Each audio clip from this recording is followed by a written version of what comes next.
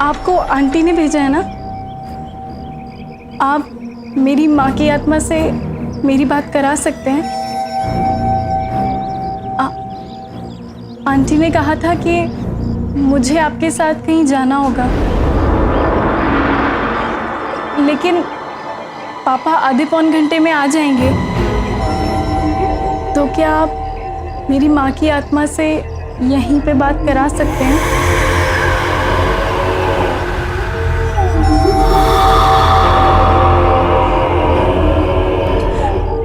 आइए, अंदर आइए।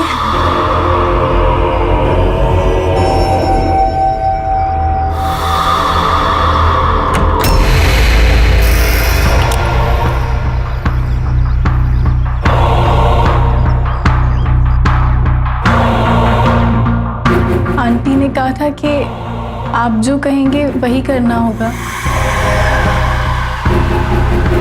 तो क्या इसे आंख बंद करके ध्यान करने से मेरी माँ की आत्मा सच्ची में आ जाएगी?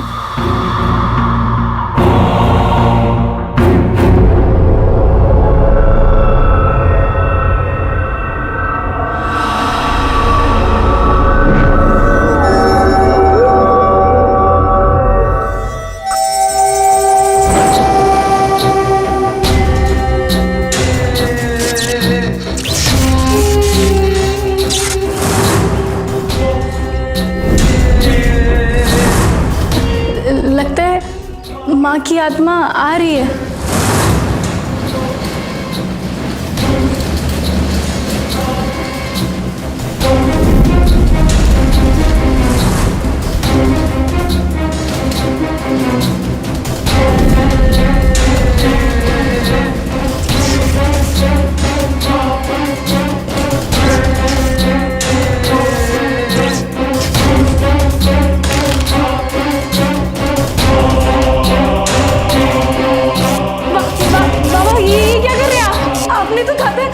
मुझे मेरी माँ की आत्मा से मिलाएंगे।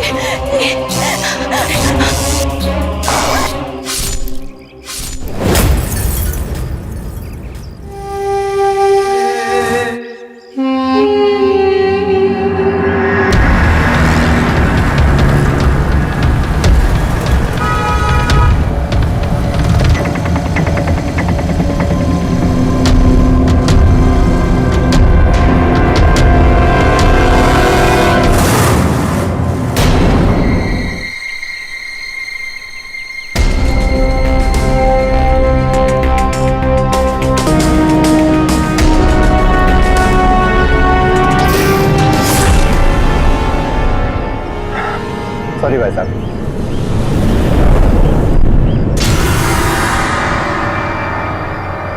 खून खून, हाथ, लड़की का कटा हुआ हाथ। खून किया तुमने? खून किया है? नहीं नहीं, मैंने कुछ नहीं किया। ये लड़की का हाथ चिपा रहा है, इसने खून किया। इधर लड़की का हाथ चिपा रहा है, ये देखो। अरे अरे छोड़ो मुझे, छोड़ो मुझे, मैंने कुछ नहीं किया। ट्रैफिक हवलदार होकर खून करता है? नहीं, मैंने कुछ नहीं किया, छोड़ो मुझे। लेके जाओ पुलिस के पास। नहीं नहीं साहब, मैं आपसे कह रही हूँ ना साहब, वो बेकसूर है, उन्होंने किसी का कोई खून मर्डर नहीं किया साहब। साहब आप तो पुलिस वाले हैं ना, वो भी तो साहब ट्रैफिक पुलिस में। आप ही बताइए वो किसी का ये मर्डर कैसे कर सकते हैं साहब? साहब मेरे दो छोटे छोटे बच्चे हैं साहब, मैं इनकी कसम खा के कहती हूँ साहब, मेरे आदमी ने कुछ नहीं किया साहब, आप उन्हें छोड़ क्यों नहीं देते? देखिए, एक चश्मदीद गवाह ने देखा है कि शव को लाश के टुकड़े फेंकते हुए, और ये कोई छोटा मोटा केस नहीं है, मर्डर केस है, सीरियल किलिंग का। एक ही तरीके से होने वाला ये तीसरा मर्डर है, और उसमें आपका पति केशव सस्पेक्ट है।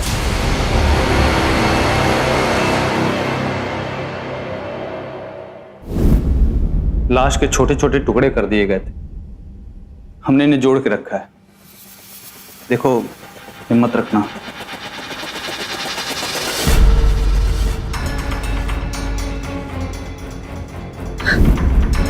तेरी माँ के तिरंगे का कुछ काम है, मैं बाहर जा रहा हूँ। आधे पौने घंटे में वापस आऊंगा। और हाँ, केशव भाई आएंगे, उनको बिठाना।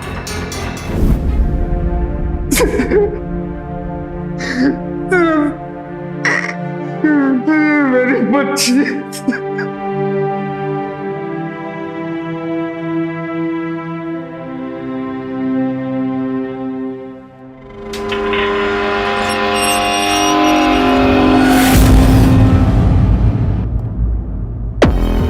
देख केशव, तू खुद पुलिस वाला है, तू जानता है पुलिस अपराधियों से किस तरीके से पेश आती है। इससे तेरी भलाई इसी में है कि सब सच बोल दे। सच कह रहा हूं साहब, मैंने कुछ नहीं किया। सुरभि के पिता नरेश ने कल दोपहर उसकी गुमशुदगी की रिपोर्ट लिखाई थी और उन्होंने ये भी बताया था कि तू वहां आने वाला है। और उसके बाद किसी पड़ोसी ने काले चौकी वाले बाबा के साथ उसे आते हुए देखा। बोल, वो तो ही था ना? नहीं साहब, वो मैं नहीं था साहब, मैंने कुछ नहीं किया, मैं सच कह रहा हूं साहब। कल सुबह मेरी पत्नी ने मुझसे कहा जरूर था कि सुरभि के घर चले जाना, उसे समझाने के लिए, क्योंकि साहब उसकी मां मर चुकी थी, वो सदमे में थी, वो दुखी थी, इसलिए मैं वहां जाने वाला था। लेकिन साहब आप किसी से भी पूछ लो, मैं ड्यूटी से बहुत लेट घर आया, इसलिए मैं वहां नहीं जा पाया। तो समझ में ये नहीं आता कि जो आदमी ऑलरेडी दुखी है, उसकी हत्या करने के पीछे वजह क्या है? बोल। साहब मैं एक हवलदार हूं, आप ही बताओ साहब, मैं ऐसा क्यों करूंगा साहब, क्यों करूंगा मैं? क्योंकि हर ट्रैफिक वाले को लाश के टुकड़े की थैली के साथ किसी ने नहीं देखा।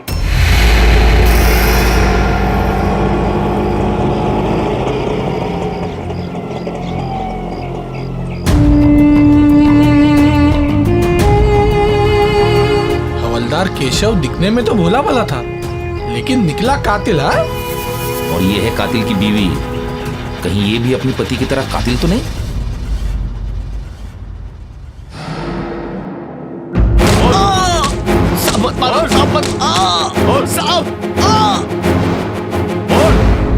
बाबा बन के पहले सुरभि के घर गया, रवि के घर गया, और उन दोनों को बाहर लेकर गया और उनकी हत्या की। कितना मारोगे साहब? साहब इससे अच्छा मेरी जान ले लो साहब, मुझे फांसी पे चढ़ा दो साहब, लेकिन मैं झूठ नहीं बोल रहा हूँ, मैंने किसी को नहीं मारा साहब। तो सुरभि के लाश के टुकड़े फेंकने क्यों गया तू? अब क्या बोल रहे हो साहब? मैंने किसी को नहीं मारा साहब, सच बोल रहा हूँ साहब। अब उस दिन मैं ड्यूटी पे जा रहा था सुबह साहब, तो वहां पर कचरे के ढेर में साहब मुझे एक बोरी नजर आई जो खून से लथपथ थी साहब। मैं वो बोरी के पास गया तो वहां पे एक लड़का आ गया साहब। ये झूठ नहीं, सच चाहिए। सच बोल रहा हूँ साहब। बहुत मोटी चमड़ी का है तू, ऐसे जबान नहीं खोलेगा। ये हवलदार, क्या खाना पीना सोना सब बंद करो, तब जाके ये सच उगलेगा। केशव इस केस का प्राइम सस्पेक्ट है।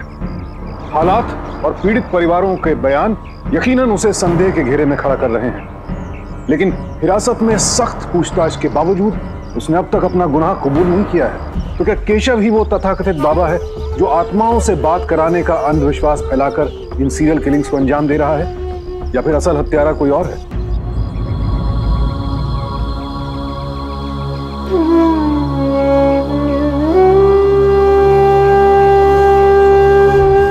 टीपू जी, तो अभी तक बाजार नहीं गया? शाम को चले जाओ। नहीं, अभी जा, तो अभी जा। ठीक।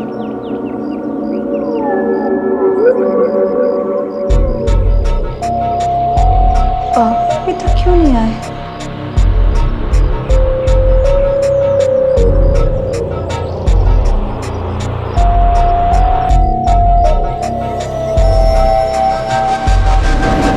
बाबा, बाबा, मेरे पति की आत्मा से बात कराएंगे ना? चलिए, कहाँ चलना है? ये करुणा भार्गव है, शाम 7 बजे से गायब है। इसका पति 4 दिन पहले एक एक्सीडेंट में मारा गया था। इसे काला चोगा पहने हुए एक बाबा के साथ जाते हुए देखा गया था। मुझे शक है कहीं ये सीरियल किलर का अगला शिकार न बन जाए। इसका मतलब सर केशव इस सीरियल किलिंग में इन्वॉल्व नहीं है। एक काम करो, करुणा की फोटो अपने नेटवर्क में जितने भी खबरी हैं उन सबके पास भेज दो। और सबको इतला कर दो, जिसे भी दिखे तुरंत इन्फॉर्म करें। जी सर।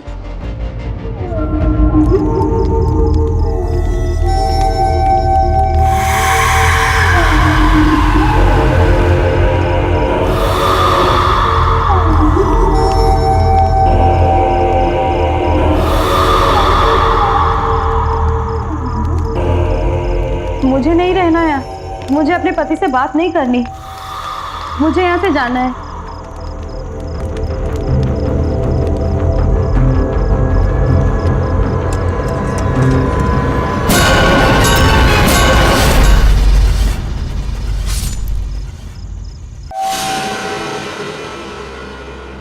करुणा पति की मौत के बाद काले चोगे वाले बाबा के साथ गायब होगी और फिर उसकी लाश को छोटे छोटे टुकड़े करके फेंक दिया गया। सर मोडस ऑपरेंडी से लगता है ये भी उसी किलर का काम है। हाँ, लेकिन केशव हमारी हिरासत में था। इसका मतलब यह हुआ कि इस मौत में केशव का कोई हाथ नहीं। सर मैंने फाइंड आउट किया है कि अब तक जितनी भी मौतें हुई हैं उनका कोई ना कोई करीबी रोड एक्सीडेंट में मर चुका है। मतलब सर ऐसा भी तो हो सकता है वो बाबा अंधविश्वास का झांसा देकर उनके रिश्तेदारों को अपने साथ ले जाता हो। ये हो सकता है। शहर में जितने भी बाबा हैं उन सबको थाने बुला लो और हाँ, अभी के लिए उस केशव को छोड़ दो। जी सर। लो भाई, ये तो जेल से छुट के आ गया। अरे बाबा पैसे दिए होंगे, वरना 3-3 खून करके कोई बाहर आता है क्या? यही है वो खूनी जिसने मेरी बीवी को भी मारा है। यही है मौत। नहीं भाई,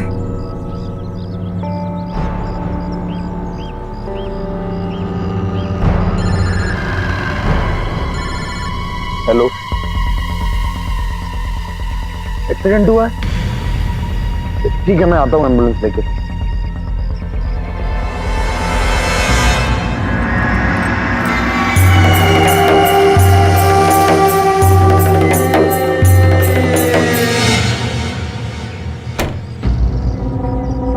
कब आएंगे बाबा?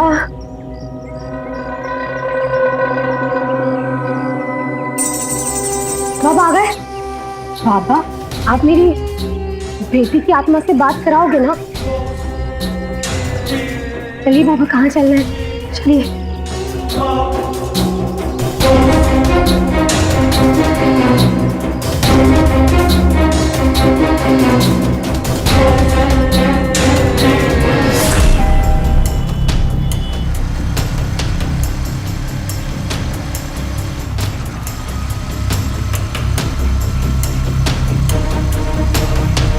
सच कह रहा हूं साहब, मैंने कुछ नहीं किया। साहब सच बोल रहा हूं साहब। अरे वरुण के डैडी ने 3 मर्डर किया हुआ है। बोला हुआ है ना, उस हत्यारे के बच्चों के साथ खेला नहीं करते।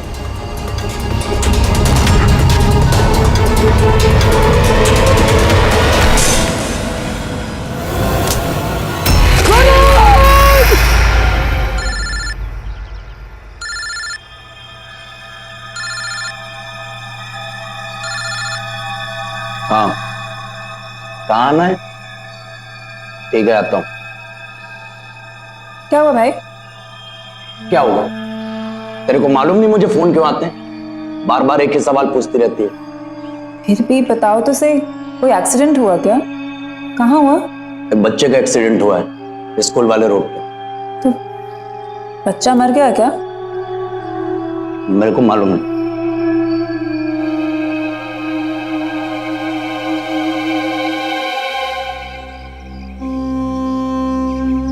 केशव, ये सब लोग यहाँ पर क्यों खड़े हैं? तुम इतनी जल्दी वापस कैसे आ गए? तुम तो वरुण को स्कूल छोड़ने गए थे ना? वरुण कहाँ है? वरुण, केशव क्या हुआ है? तुम रो क्यों रहे हो? कुछ कहोगे? हमारा वरुण इस दुनिया में नहीं रह गया था। मुझे माफ कर दो। नहीं, क्या बोल रहे हो तुम? एक्सीडेंट हो गया, वो मर गया। हमारा वरुण नहीं रहा गीता।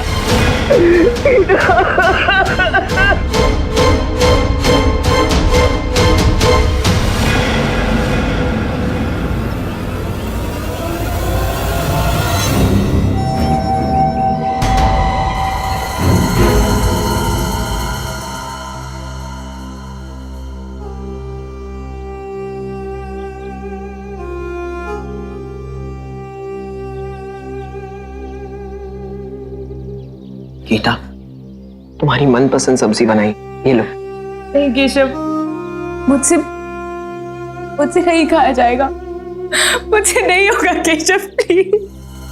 भाई साहब, लाइए, मैं खिला देती हूँ भाभी को। आपने शायद मुझे पहचाना नहीं, मैं आपके मोहल्ले में ही रहती हूँ। यही है वो खूनी जिसने मेरी बीवी को भी मारा है। यही है वो हत्यारा। भैया,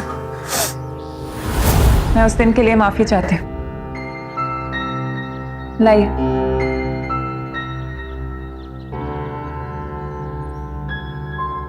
भाभी, आप अपने बेटे से बहुत प्यार करती हैं ना? भाभी, आपको पता है आपके बेटे की आत्मा आसपास ही है और आपको देख रही है इस वक्त। अपने बेटे की आत्मा को दुखी नहीं करना चाहेंगे ना? आपको रोते देख दुखी हो रही हो। अपने लिए ना सही अपने बेटे के लिए खा लीजिए। चलिए, खा लो। मुंह खोलिए भाभी।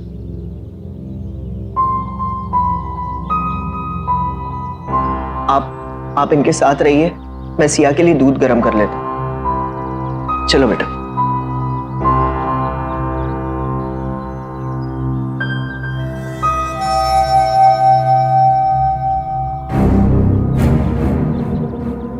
भाभी, आप मन ही मन ऐसा सोचती होंगी ना कि काश ये एक्सीडेंट ना हुआ होता, वरुण आपके सामने होता, आपके पास होता, आप उससे बात कर सकती। वरुण, भाभी, आप अपने बेटे से बात करना चाहती हैं? मिलना चाहती हैं उससे?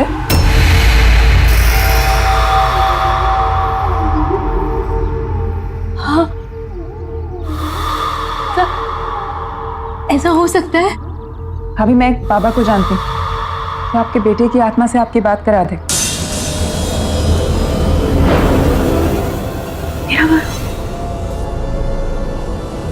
हाँ, पर आप ये बात किसी को बता नहीं सकते, और जब आप उनसे मिलेंगी ना तो उनसे कुछ बात मत करिएगा, और वो भी कुछ नहीं बोलेंगे। बस वो जहां बोलेंगे वहां चली जाना, और जैसा बोलेंगे बस वैसा कर लेना, ठीक है भाभी?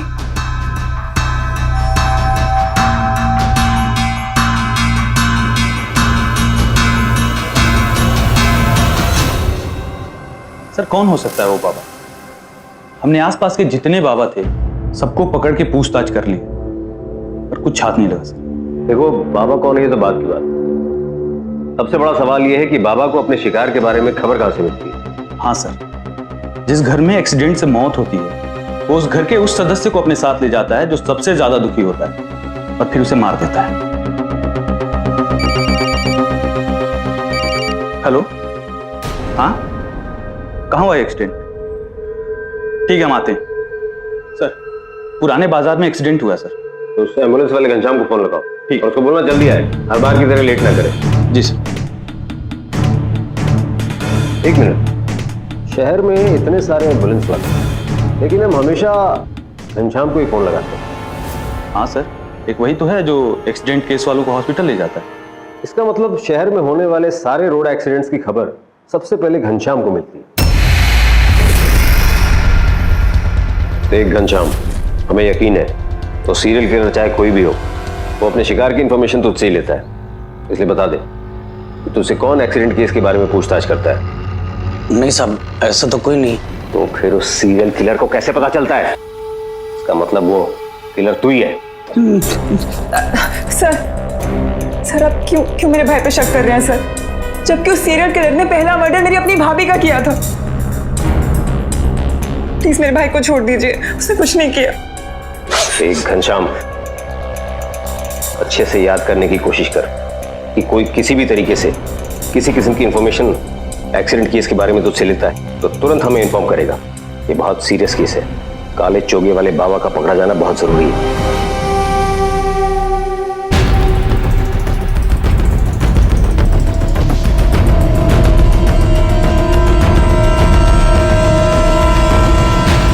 ये घनश्याम, मुझे आदमी कुछ गड़बड़ लग रहा है। हो ना हो इसका उस बाबा के साथ जरूर कुछ कनेक्शन है।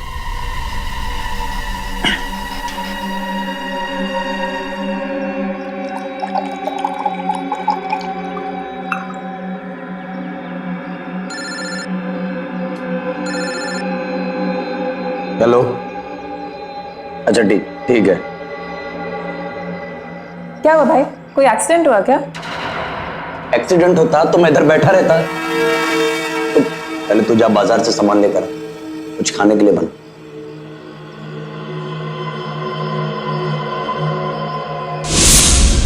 देख घनश्याम, हमें यकीन है तो सीरियल किलर चाहे कोई भी हो, वो अपने शिकार की इंफॉर्मेशन तुझसे ही लेता है। ठीक है, आता हूँ।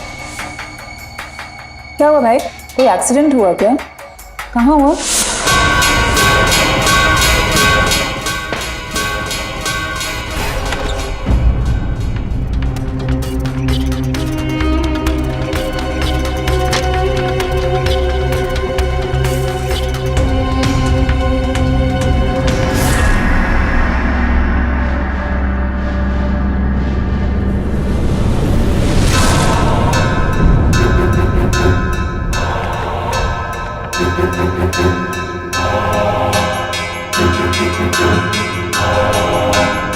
आरती भैया,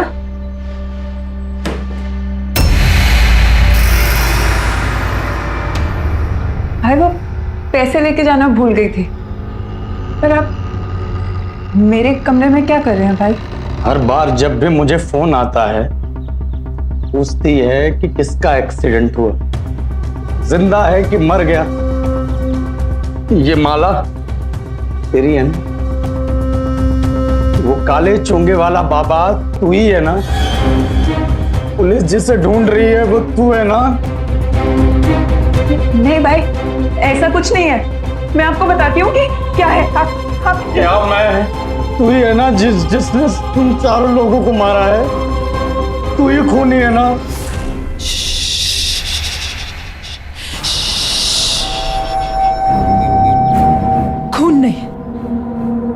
खून नहीं भाई, उनकी तकलीफ दूर की है मैंने।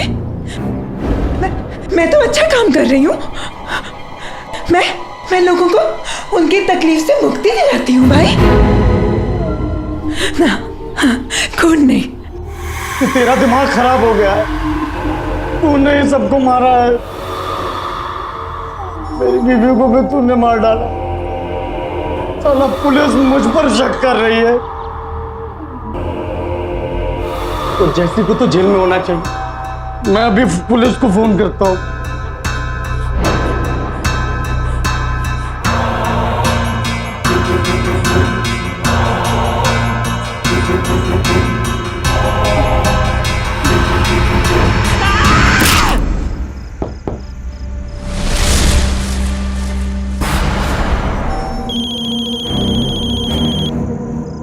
केशव,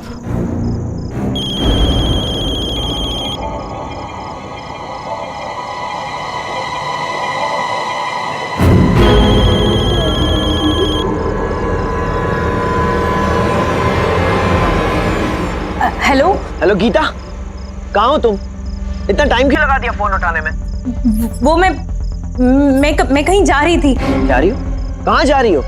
किसी जरूरी काम से जा रही थी। मैं बस थोड़ी देर में आती हूँ। ओके केशव?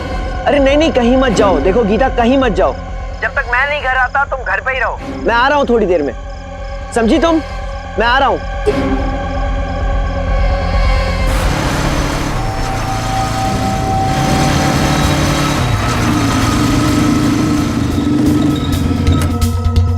गीता, गीता, बेटा माँ कहाँ है? पापा माँ है ना उस तरफ काले कपड़े वाले बाबा के साथ चली गई है। क्या? गीता! गीता! गीता! गीता!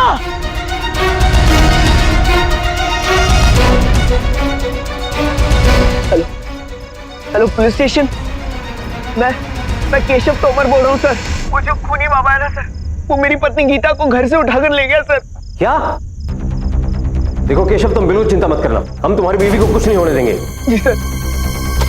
जनार्दन, एक काम करो, वायरलेस इन्फॉर्म कर दो। काले चोगे वाले बाबा के साथ अगर कोई औरत देखी जाए तुरंत इन्फॉर्म करें।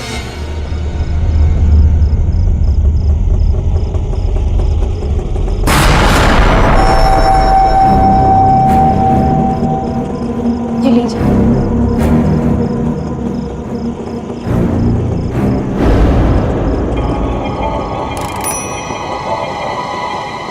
बाबा, आप मेरे बेटे से मेरी बात करवाएंगे ना?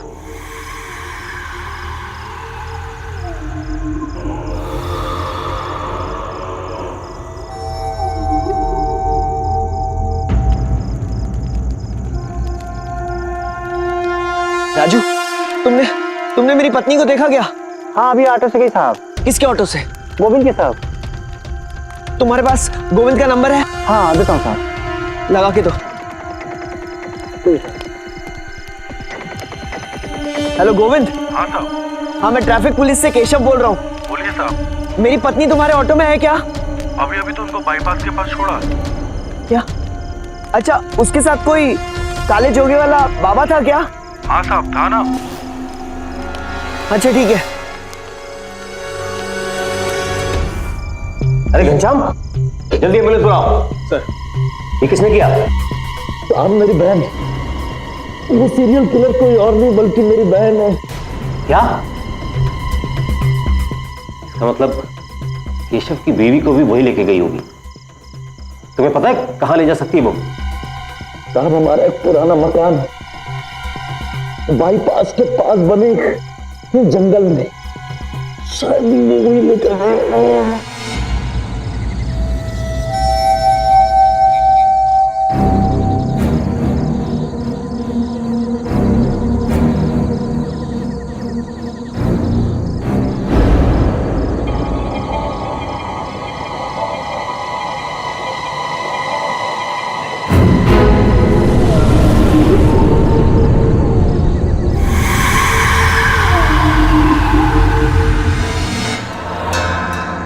बाबा, वो आरती ने कहा था कि जैसा आप बोलेंगे मुझे बिल्कुल वैसा ही करना है। तो अब मैं अपने बेटे का ध्यान करूं ना?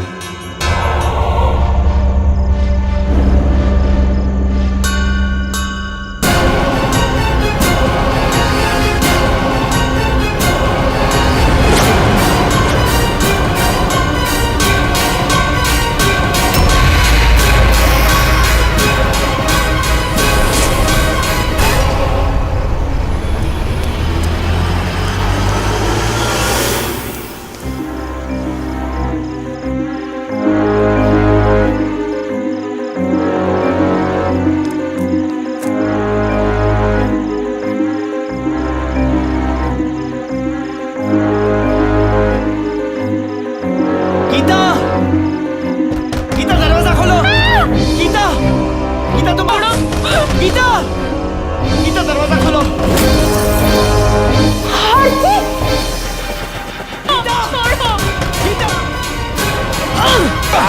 छोड़ो इसे। मेरा खेल खत्म हो गया। आरती हैंड्स अप। यार फेंको नहीं तो गोली मार दूंगा।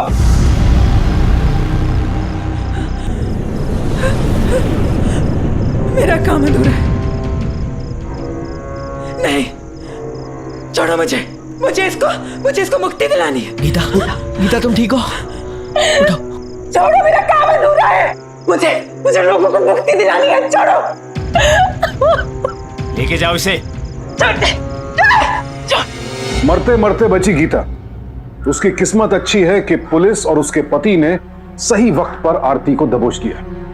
4 लोगों की हत्या और इसके अलावा गीता और अपने भाई घनश्याम को जान से मारने की कोशिश के लिए आईपीसी की धारा 302 और 307 के तहत अब आरती पर मामला दर्ज है और कम से कम उम्र कैद की सजा तो उसके लिए तय ही है।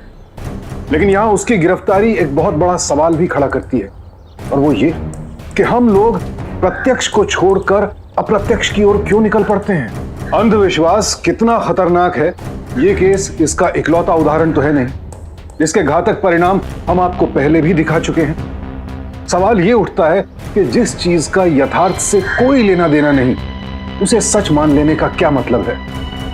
ध्यान रखिए कि अचानक आई हुई कोई भी विपदा हमें इस कदर न तोड़ दे कि हम सोचने समझने की सही दिशा से ही भटक जाएं। दुख से बाहर निकलने की छटपटाहट में एक अनजान लड़की और तथाकथित बाबा पर अंधा भरोसा कितने लोगों की जिंदगी तबाह कर गया। चलिए माना कि भाई को बहन पर भरोसा था, इसलिए भाई आरती के धोखे का आसानी से शिकार हो गया। लेकिन सवाल यह है कि बाकी लोगों ने क्या सोचकर आरती पर भरोसा किया। आरती ने भाई को अंधेरे में रखा और बाकी लोगों को अंधविश्वास में। तो अंधविश्वास से सावधान इंडिया, डरकर नहीं डटकर।